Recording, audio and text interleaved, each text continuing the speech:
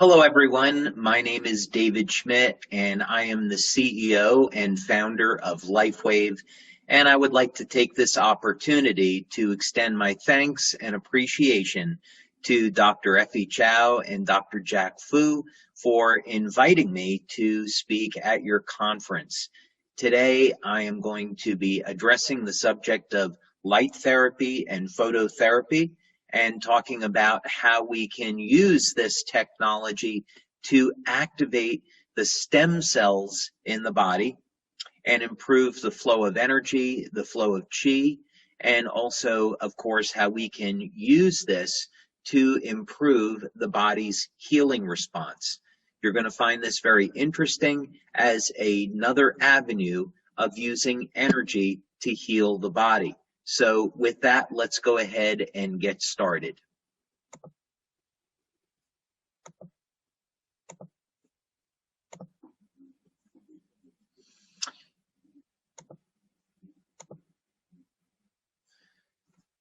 So this is a stem cell technology, but unlike the type of stem cells that you might be normally thinking about, where stem cells are injected into the body from an external source, what we're going to be talking about today is how to use light to activate the stem cells that already exist inside of the human body. What's so interesting about this is that there have been recent studies to show that stem cells exist in the meridians themselves. So for example, when we might stimulate stomach 36 or large intestine 4, we're in fact liberating stem cells through the meridian and open up channels by which the stem cells can travel to the organs that need healing and repair. So we already know that stimulating acupuncture points in the meridian will stimulate the organ that they're associated with. But what's interesting is that this same stimulation may in fact lead to stimulation and activation of stem cells. Now the issue though is that as we age, the stem cells in our body age with us. And the stem cells, we can just think of them as being universal cells that create all the other cells in our body. And if our stem cells are aging, that means their ability to heal and repair the body declines with age as well. But what if there was a way that we could get the stem cells that already exist in our body to act and behave like younger, healthier cells? It turns out that this is possible through light therapy. And by using light therapy to elevate a peptide called GHK-Cu. So we're going to be talking more about that today. So here's the problem. We age and the stem cells age with us. They begin to slow down. They release less growth factors, which are required for repairing damaged tissue in the body. And after we get into our mid-70s, eventually there's virtually no more stem cells in the body. Now, scientists have been looking at alternatives to this process. Maybe we can take young, healthy cells and inject them. This is certainly being done, but it's expensive. There are risks associated with this. Sometimes the stem cells can attack healthy tissue.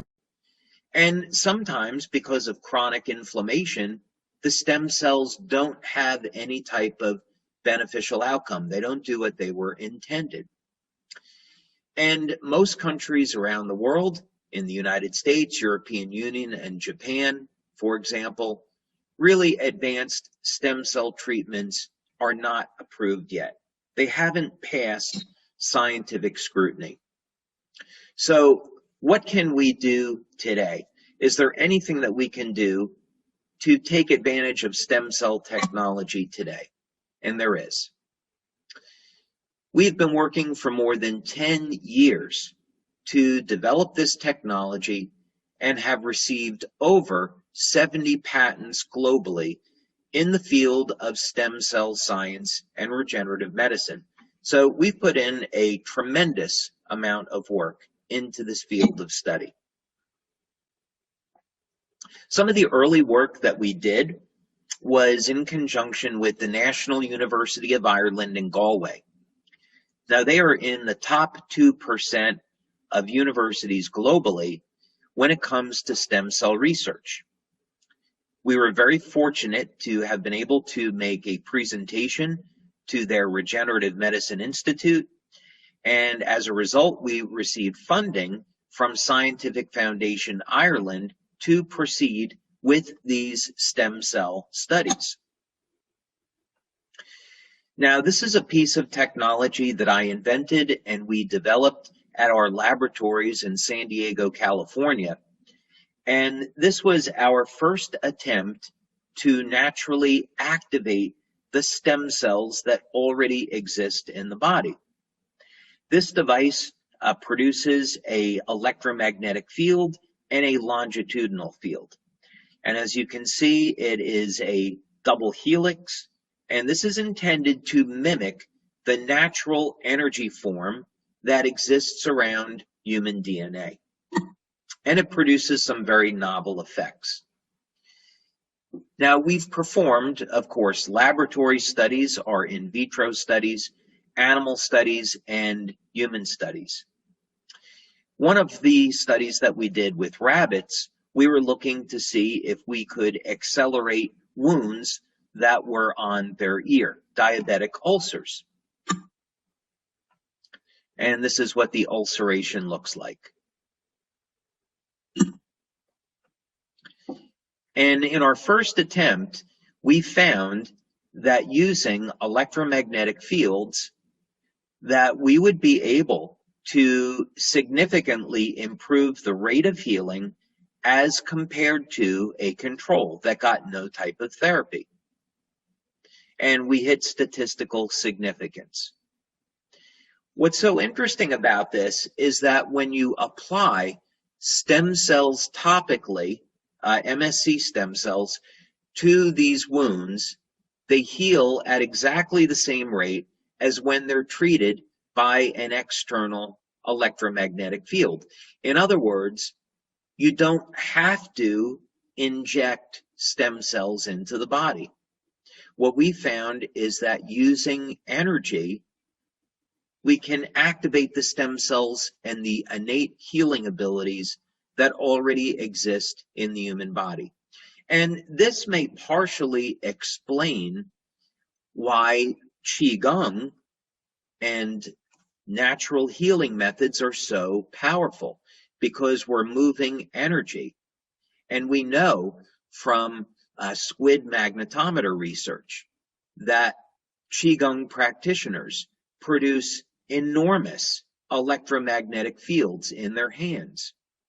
So this is an interesting area of research for natural healers. Maybe what we're finding is that the natural, intense electromagnetic fields emitted by Qigong practitioners activates the body's stem cells. Now, this is an organism that we deal with in our laboratories called a planaria, and it's a flatworm. And what's amazing about the planaria is that you can cut off their head, and in 17 days, they will regrow another head. The entire genome of the planaria is mapped and understood. So if we can improve the rate at which the planaria heal, we may be able to apply this to human beings. Using this technology, we were able to regenerate the heads of these worms in only 8 days. So that's a remarkable improvement. But as we continued to do work with this technology, we found that we could regenerate the heads of the planaria in less than 1 day. So the direction that this is going in is that this form of energy medicine is extraordinarily powerful. And one day we hope to see this technology in hospitals so we can use this energy medicine to facilitate very rapid wound healing in human beings. But the problem is that this technology is expensive, and we want to make stem cell science available to everyone today. So how can we do that? Well, we're going to do this with another form of energy, and that would be light therapy. So of course we know light is very high frequency electromagnetic energy, so this makes sense. And light has been used for thousands of years in natural healing. We're just going to apply the light therapy in a different way using a different technology. Instead of using a lamp or a bank of LEDs, this light therapy is embodied in the form of a patch. The patch contains organic crystals, and the crystals in the patch are activated by body heat. The patch is applied to the body. Now, this can be applied to different acupuncture points. So if you wanted to stimulate the lungs or the stomach, you could apply this to lung 1 or stomach 36 or wherever you like. If you'd like to apply it locally to the site of a wound that you wanted to support the healing, you could do that as well. But what we found in practical terms is that this is a systemic effect. So for example, you could apply the patch to the lower dantian, and you'll find that the light therapy in the patch will stimulate the entire body. So here's an example here where we apply the patch to the skin. It stimulates the skin with light. And now this is going to cause a biochemical change in the body. One way to think about this is we go out in the sun, and sunlight will cause our body to make vitamin D. This is a process called photobiomodulation, and it simply explains how light can cause chemical changes in the body. This is really exciting news for the energy medicine community, because for the past 10 years now, we can describe biochemically how light energy interacts with the human body. So in other words, we stimulate the skin with light.